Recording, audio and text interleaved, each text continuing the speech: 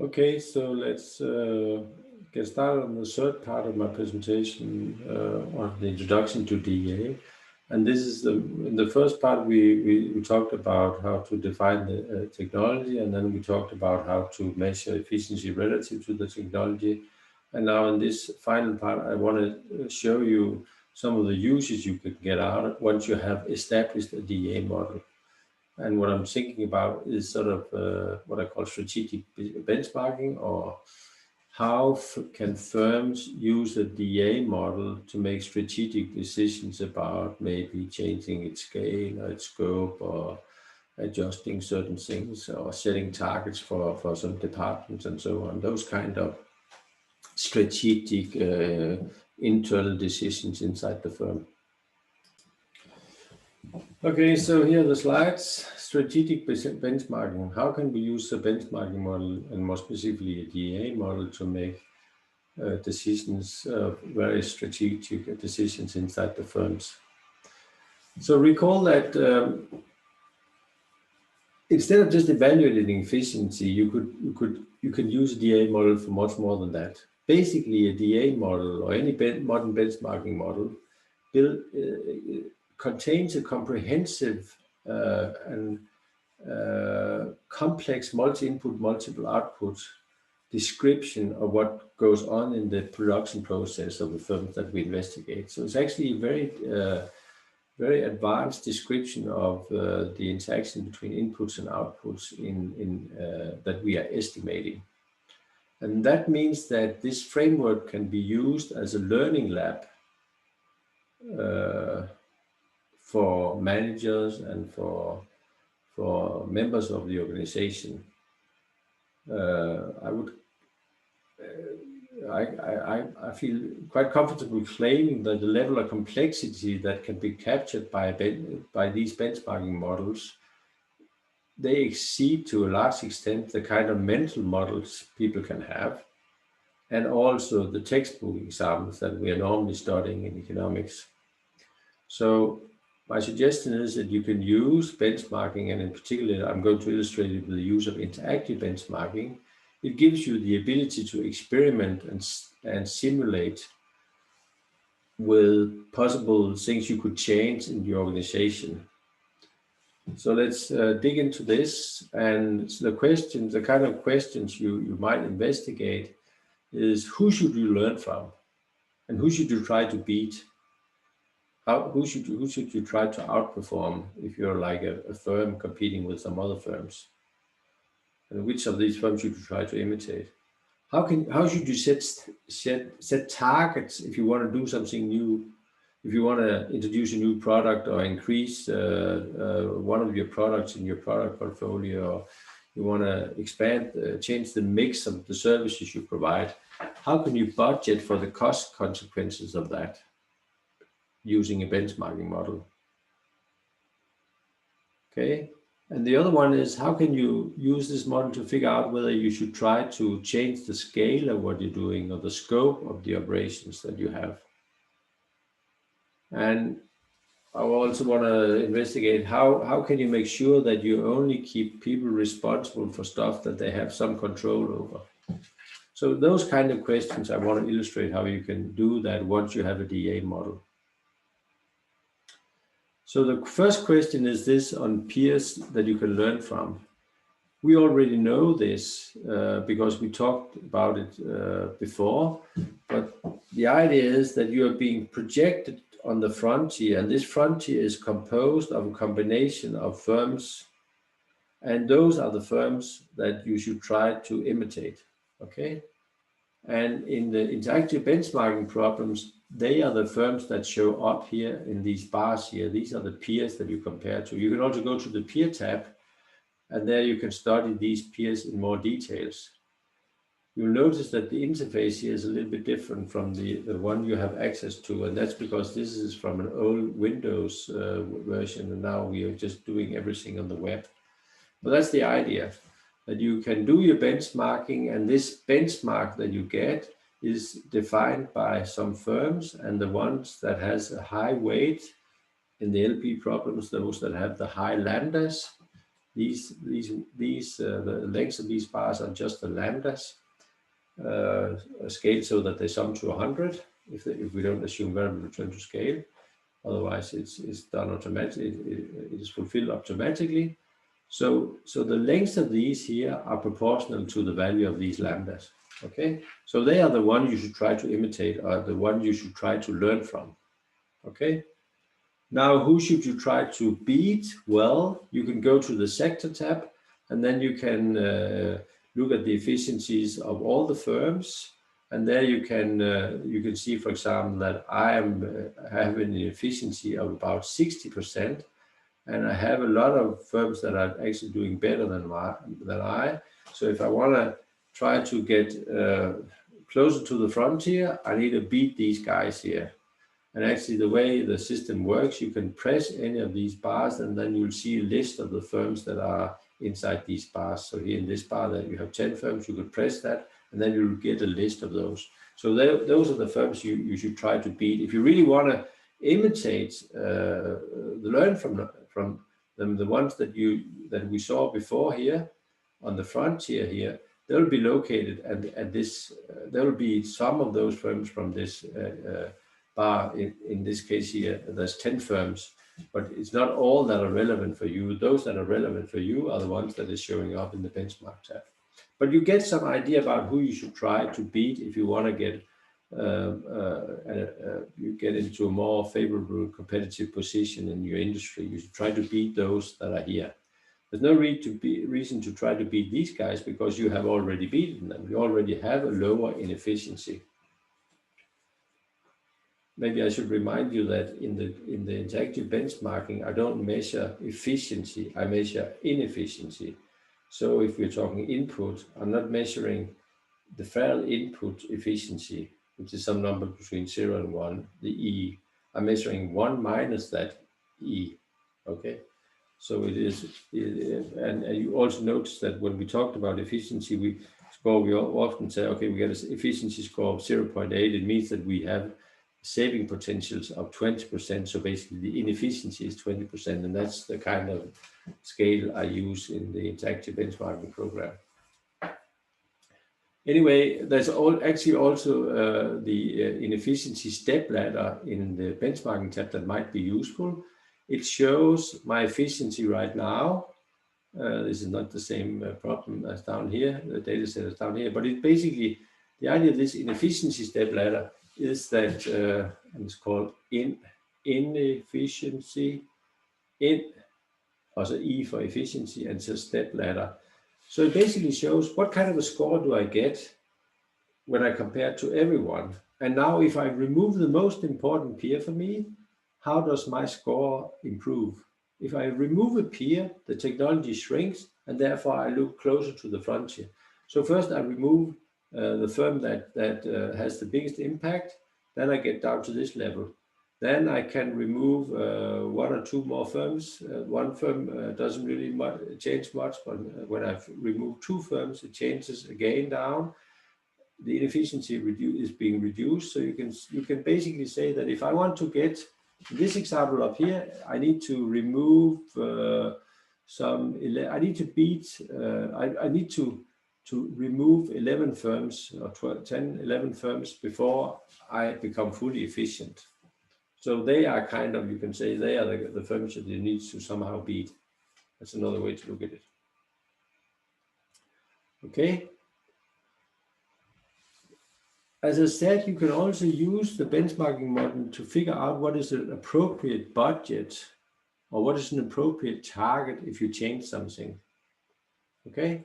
So remember that my unit, my present performance is given in this my unit column, and then there's a benchmark, there's a frontier point that is better than this one here, or at least as good as. The frontier points are always using less of the inputs and are producing more of the outputs. In this case, it's actually using exactly the same inputs, but it's producing more of at least some of the outputs here. So this is the target, this is the benchmark, this is the best practice example that I'm comparing my unit to. And I can determine which target I want to look at by the way that I move these levels here. Okay, up here I say I just want to expand all my output proportionally, but down here I say, okay, I have an idea. I would like to save something on the fixed cost. I would also like to save something on the variable cost. I would also like to actually change my output a little bit. I would like more of this output here. I would like more of this output. This is connections. I don't care. I don't want to expand the last output here. So you're basically saying, okay, I would like to change things. I would like to save certain costs and certain costs more than some other costs. I would also like to expand my output. What kind of a target should I strive for? Is this even feasible to do this? And yes, you can see what is feasible by always looking at this benchmark tab. This is a specific point on the frontier that fulfills, or that sort of is a response to these the desires expressed here by the directions. So you can say that sort of the direction gives like your strategy or what you would like to change, and then the benchmark here calculates, okay, if you want to move in this direction and do this and that, then here's a proposal for how to do it or what to strive for. So benchmarks are like physical and financial budgets or targets. Analyze how the targets depends on, for example, cost reduction or scale expanding strategy by adjusting the direction. Okay, so you can actually do that. What happened here? It might be worthwhile for you to, if you really want to use this interactive benchmark, it's useful to understand exactly how it works. I've made a few notes about that here. Direction, as I said, give you your priorities, what you would like to change or what you would like to accomplish, like reducing this cost and expanding this output here. The way we use this direction is actually we take this direction and then we multiply it on my present values here. And that gives like an improvement bundle. And this improvement bundle is now used in the directional distance function approach that we talked about in the presentation on efficiency measures.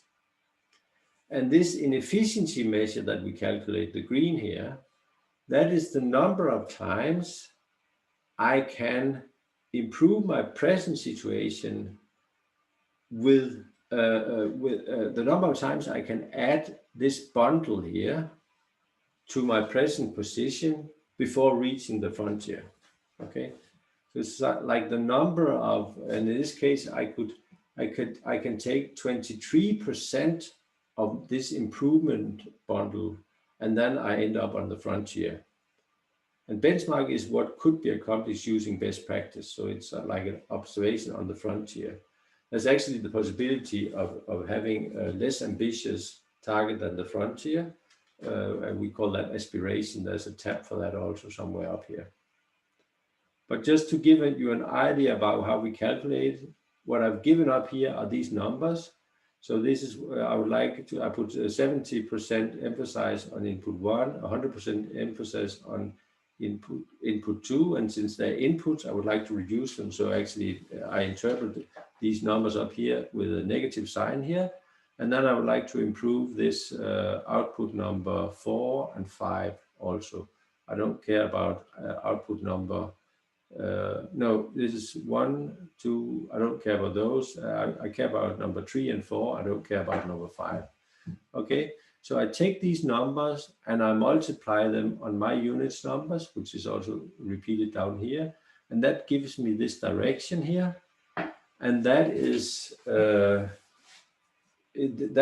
improvement vector that I'm using in my directional distance. So now I take my unit plus this inefficiency, this number inefficiency I calculate times this direction times my unit. Then I get to this point, and you can see these numbers, and you can see these numbers are exactly the same as the one, except maybe for some rounding, that is being shown here in the benchmark. So that's actually how it calculates. Yeah. the calculations can also be written like this here. So I'm trying to find this E, which is what I can multiply on my improvement vector here on the input side and on the output side and still be inside the technology. So this inefficiency here is actually precisely this E here. And this dx is the direction times the my unit. Okay.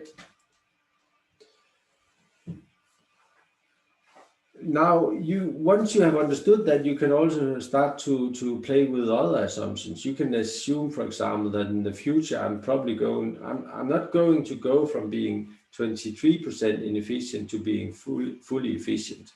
So maybe I will strive to become 14% inefficient in the future. And let's assume also that in the future, I think also best practice have moved 2%. Then I can sort of add those assumptions, but then you just do the calculations outside the program. But this is how you could do the calculations. You have your present benchmark. You think that you can expand the frontier with 2%. So that gives you 0.02. But you know that you're not going to be on the frontier, so you subtract 0.14, and then you multiply that on the vector. So that will give you a new target based on best practice, but realizing that you will not reach best practice, you will only reach 40% of best practice, and also assuming that you will have a frontier shift of 2%. So you can actually use these numbers to make alternative targets also, and that's what I show down here. My direction, my unit, the benchmark, all taken from this table up here. And now I have the direction times my target by unit. That's the direction vector. And then I have, I just need to multiply that with 0.02 minus 0.14. So I basically need to remove 0.12 of this vector from these numbers there, and then I get to this one. And I can also calculate it in a slightly different way, like written here. That's what I do here. And in both cases, if I take my benchmark and I add either this one or this one, 14, and I multiply it with these factors here, then I get this one here. So basically, you can see that you can try to make some adjustments on the conditions under which you calculate, and just do the remaining calculations in Excel. Balanced scorecard is another potential application or thing you could maybe make better. You can maybe make the balanced scorecards better by using benchmarking. The idea of benchmarking balanced scorecard is that you want to sort of make a multi-dimensional plan for your company. You want to take into account not only one number like profit, you want to sort of set targets in different dimensions. And that's, of course, makes a lot of sense to use sort of a multi-criteria perspective on performance and what you should try to strive for, what your strategy should be in the company. But one of the difficulties with a lot of these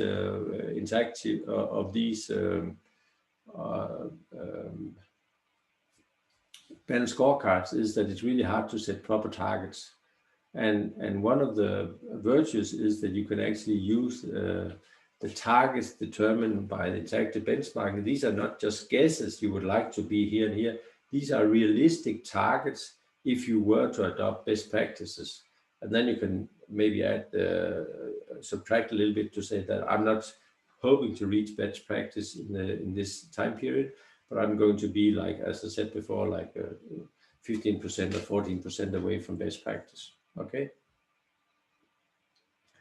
I also want to note that once you have this model up and running, it can help you make marginal decisions, and to do so, you need to sort of figure out what are the marginal cost and the marginal rate of substitution between products.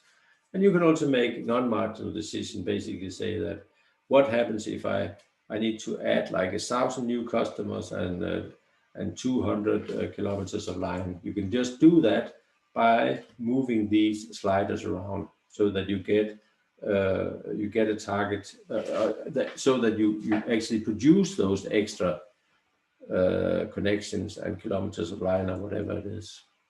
I'm just going to illustrate one thing here, that is how can you calculate a marginal cost. Okay, marginal cost, we know if you know what the function look like, you know you have to differentiate and then you can find marginal cost. But here, what if you have real data? You can then put the real data into a DEA model, and once you have done that, you can use that model to calculate marginal cost according to that technology. And this is what I do here.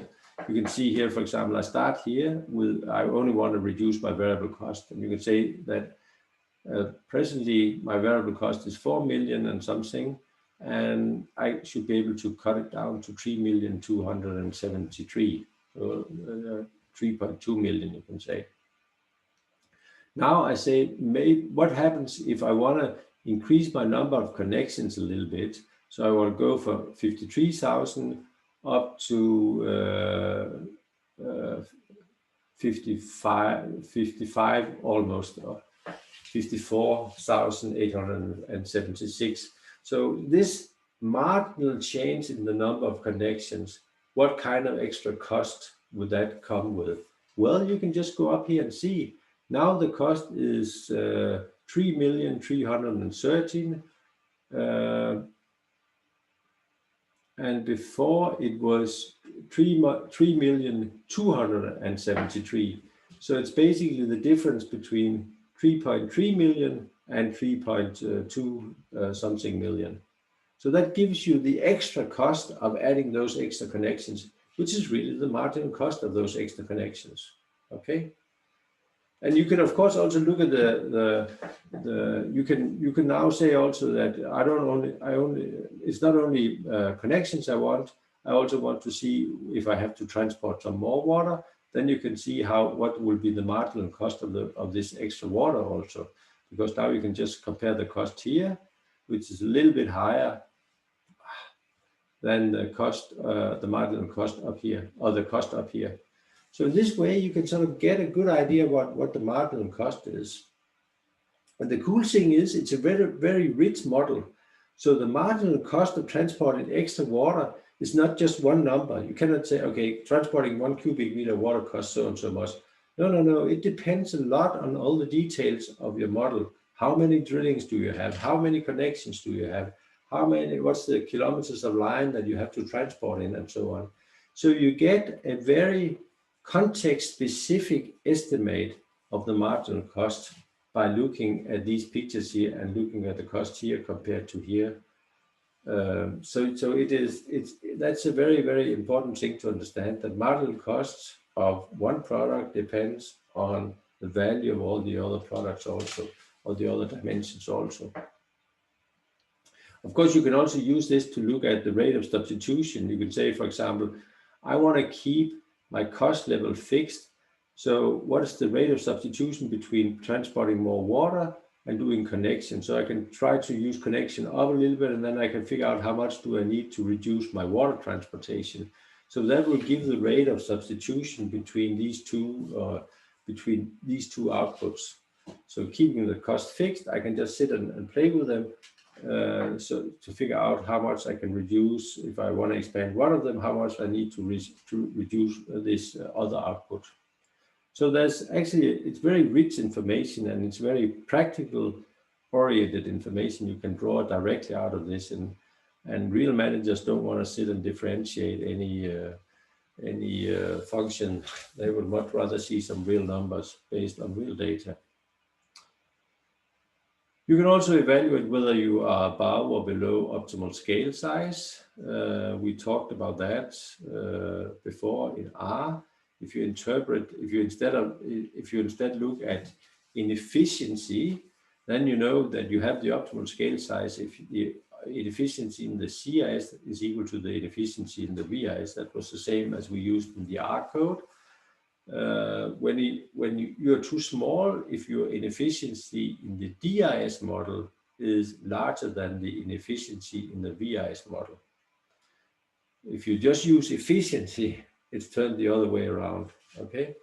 But because inefficiency is 1 minus efficiency, then we get this direction here. You could say also that you're too large if the inefficiency in the CIS model is larger than it is in the DIS model or the VIS model. They're the same up there. Okay.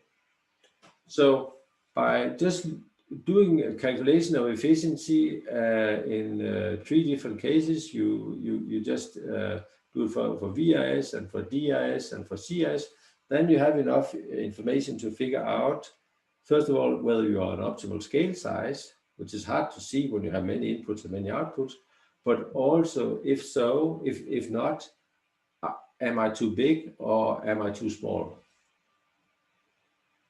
In the interactive benchmark, there's actually also the possibilities to do mergers. So you can actually predict the efficiency gains or the synergies from a merger.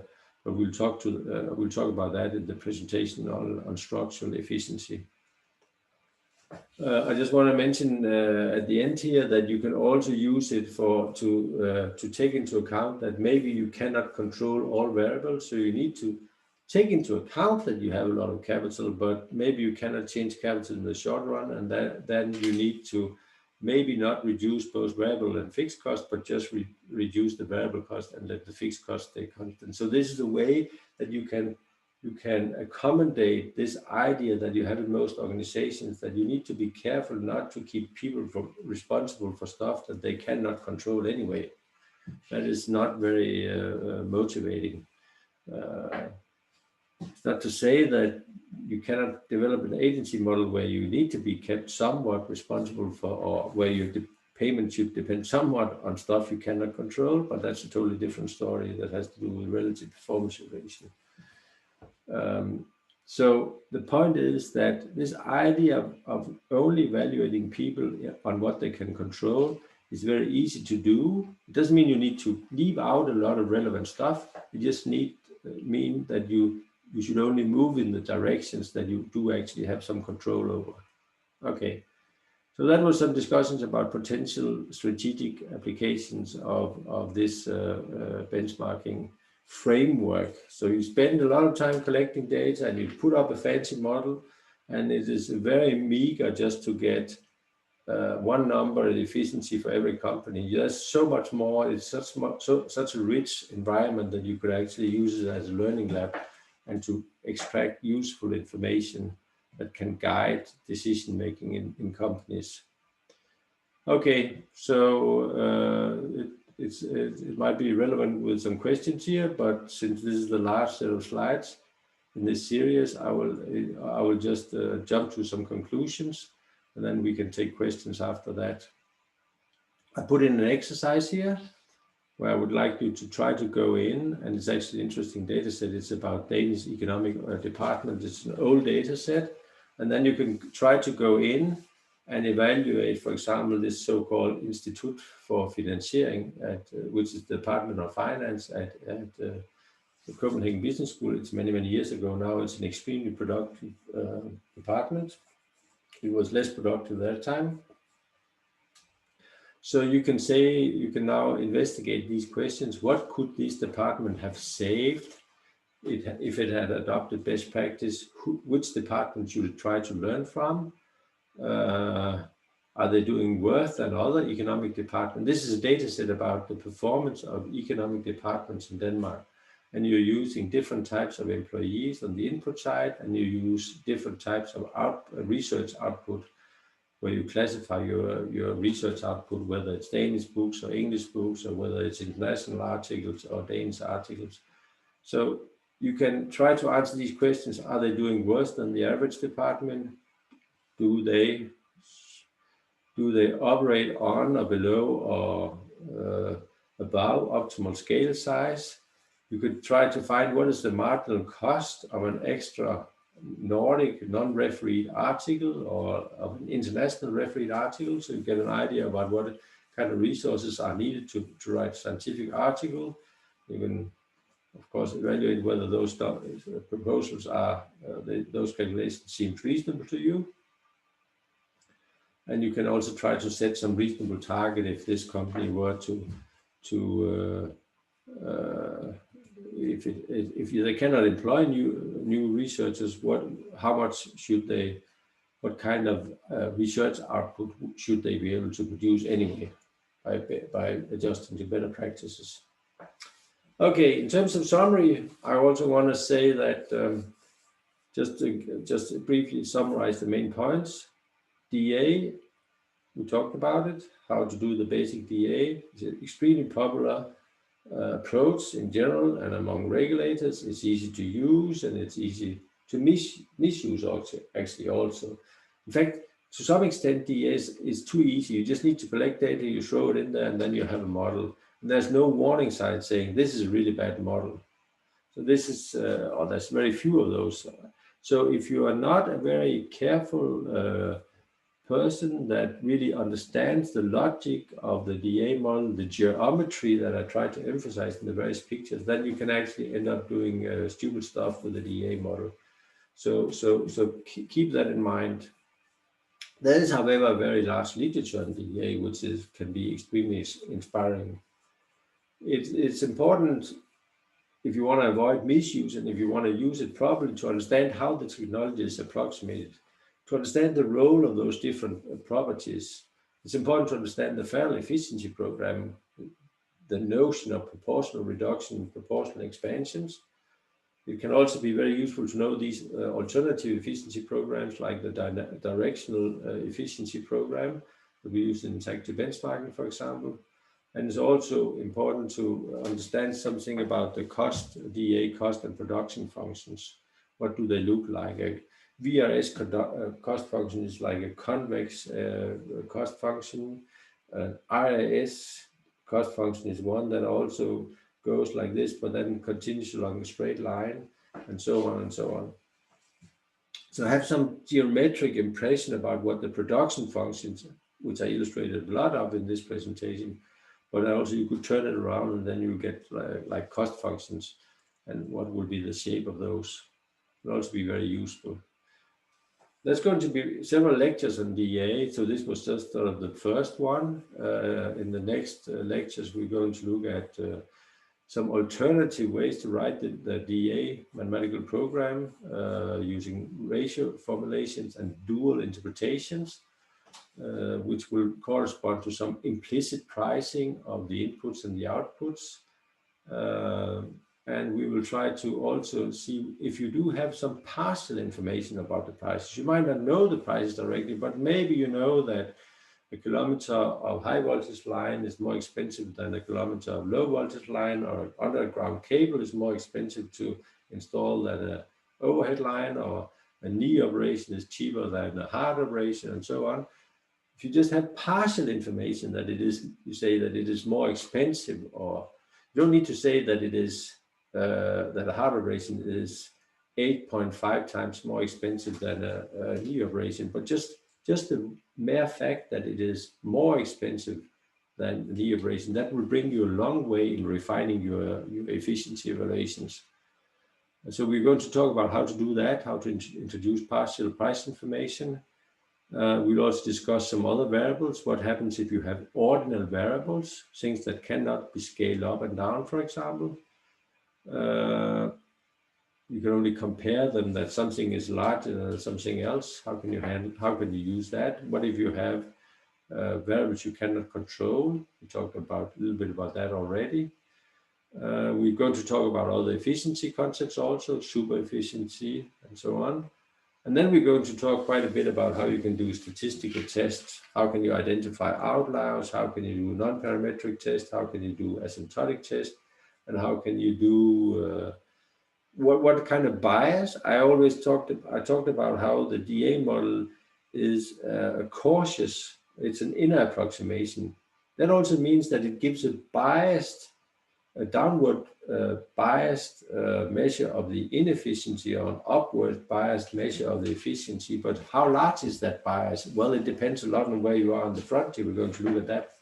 And we're going to talk about bootstrapping and second stage analysis and stuff like that. So we have only just sort of begun the analysis of DEA models. But this is the final part of this introductory lecture on DEA models. Okay.